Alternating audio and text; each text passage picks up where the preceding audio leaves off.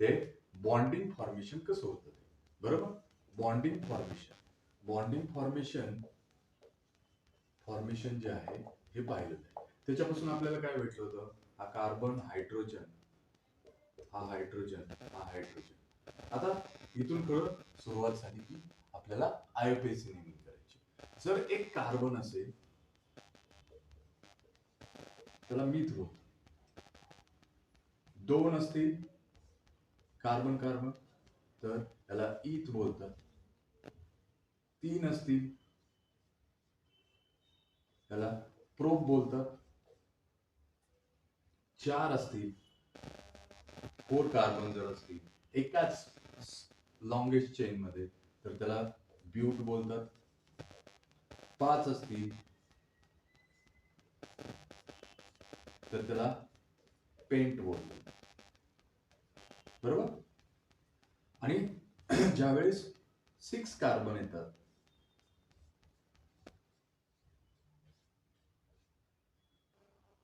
त्याला हेक्स बोलतात. काय बोलतात? हेक्स.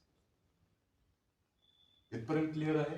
एक जर कार्बन असेल त्याला मिथ बोलतात, दोन असतील तर ईथ बोलतात, तीन असतील तर प्रोप बोलतात, आणि 4 असतील तर ब्यूट बोलतात, आणि 5 असतील तर पेंट बोलतात, आणि 6 असतील तर हेक्स बोलतात.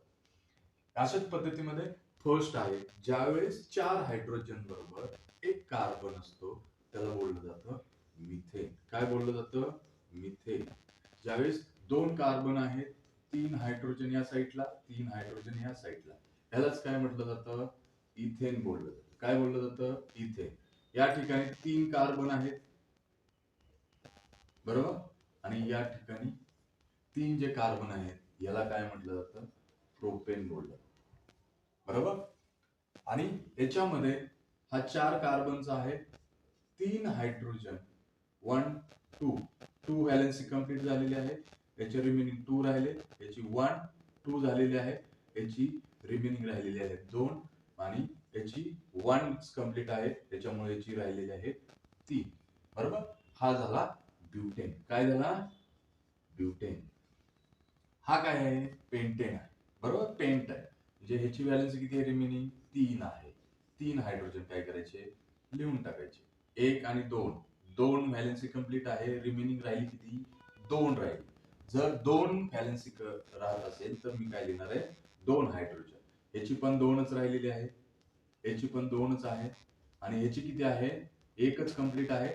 याची रिमेनिंग जी राहिलेली आहे ती किती आहे? 3 राहिलेली आहे. आणि हे जे 3 आहे हे 5 कार्बन आहेत, म्हणून याला आपण काय म्हणणार आहे? पेंटेन बोलतो. काय बोलतो? पेंटेन. याच्यामध्ये 6 कार्बन आहेत म्हणून हेक्स बोललं जातं. याची व्हॅलेन्सी 3 आहे, रिमेनिंग राहिलेली. याची व्हॅलेन्सी 2 आहे, याची व्हॅलेन्सी 2 आहे, याची व्हॅलेन्सी 2 राहिलेली आहे, याची पण 2च राहिलेली आहे, आणि याची 3 राहिलेली आहे. एक लक्षात ठेवायचं की जे एकदम शेवटला असतात, एकदम एंडला असतात किंवा स्टार्टिंगला असतात कार्बन, त्यांच्या जी व्हॅलेन्सी असते ती किती रिमेनिंग राहिलेली असते? 3 राहिलेली असते. आणि ज्यावेळेस 3 राहिलेली असल्यामुळे आपण काय लिहू शकतो? 3 हायड्रोजन तिथं काय करायचे?